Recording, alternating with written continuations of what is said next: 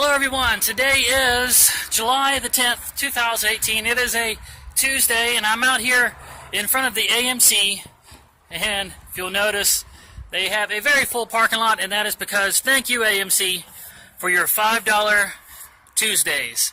I am only paying $5 to go in and see Ant-Man and the Wasp. Now I have seen the trailers on this, and well, I have heard a few opinions, mentions in passing, especially Boogie2988, one of my favorite YouTubers, actually was so engrossed by this movie, when he walked out he was thumbing through reviews on his phone and missed the curb, tripped, and broke his arm. So Boogie2988, get well soon, brother. But even with all the fanfare that I've heard about this, and with seeing the trailers, and being a real Marvel fanboy, I'll still do my best to try to watch it with an open mind and an unbiased opinion. So as soon as I come out of there, I'm going to turn the camera on, tell you guys what I think.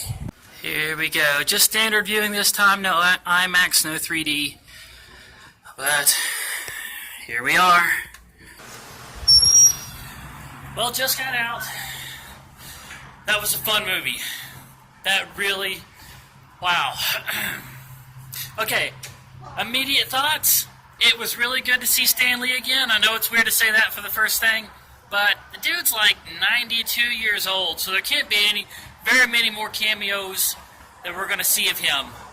I'm sure after he's gone, they'll probably still CG him in to every movie, but it was nice to see him again.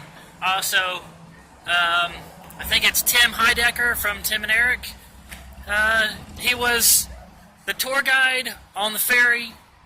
I was glad they laced him in there. I'm a fan of his. I'm glad to see he's doing well after the stabbing. I've got some other thoughts too. Hold on, I'm just going to go get in my truck and gather my thoughts a little bit. Alright, to continue, I was one of the few people that actually really loved the first movie. It seemed to kind of go by without a whole lot of attention. As a matter of fact, during Civil War, when Ant-Man showed up in the prison and whatnot, Cap even said, "Who are you?" Or was it Iron Man? I think it was Iron Man said, "Who are you?" Basically making a joke as to how much of a meh response they'd gotten to the first movie.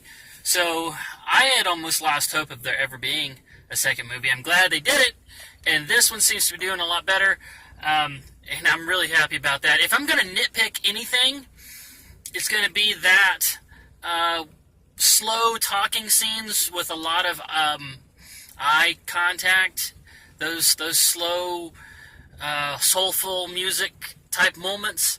There was a few too many of them, and some of them at inappropriate times. It seemed like, when you're in a time crunch and things are on the line, that's not the time to slow down and start making these long eye contact, soulful, heart-to-heart conversations.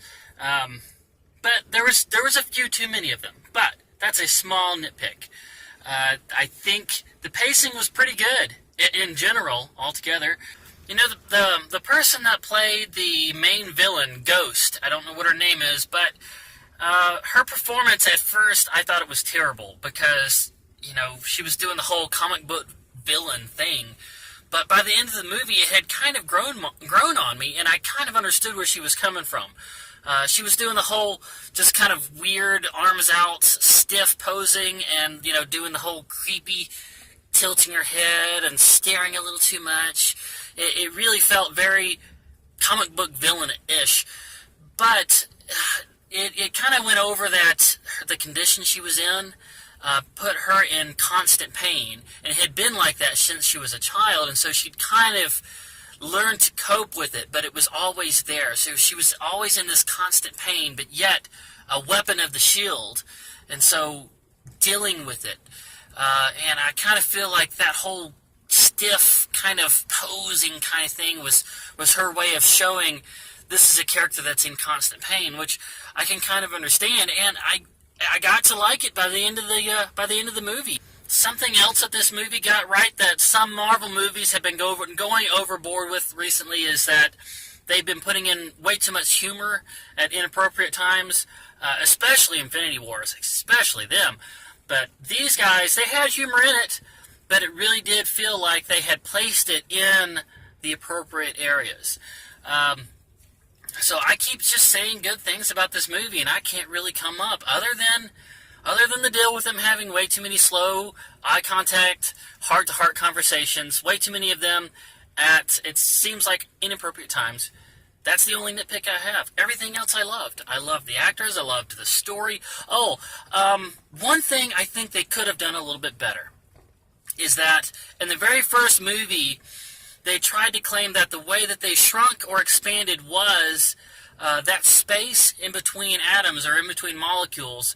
They just reduced that space. And so when something is shrunk, it still has the same weight that it had when it was full size. But they don't go consistently by that rule, because they have things like they'll take a Pez or a salt shaker and throw it and then expand it. And when they do, now it's got a lot of mass. It's like a giant salt shaker. It weighs as much as a giant... And they do the same thing with cars. They'll shrink a car down to this big, and now it weighs as much as a Hot Wheels car. Which, if we're going by the same principle they introduced themselves in the first movie, it should still weigh the same as a regular car. They're just the whole weight thing doesn't... It's not consistent. And the idea that they can still throw punches when they're this tiny, that would only make sense if they still had the same mass, only smaller. So, I was really hoping at some point they would address that, and they would do some kind of fix and some kind of explanation on why things are working this way, but they never did. They just kind of have fun with it. And, you know what? If they never really address that, I'm still going to keep watching Ant-Man movies and Marvel movies, and I'm still going to have fun with it. I wish they would address it, but... Okay, so that's my only other nitpick with the movie. Go see the movie. It's great. Marvel is still hitting it out of the park. So there you go. I'm going to give this movie a 9 out of 10. That 1 point off because of the technical reasons and the conversations. Love the movie. Go see it. Love you guys. See you in the next episode.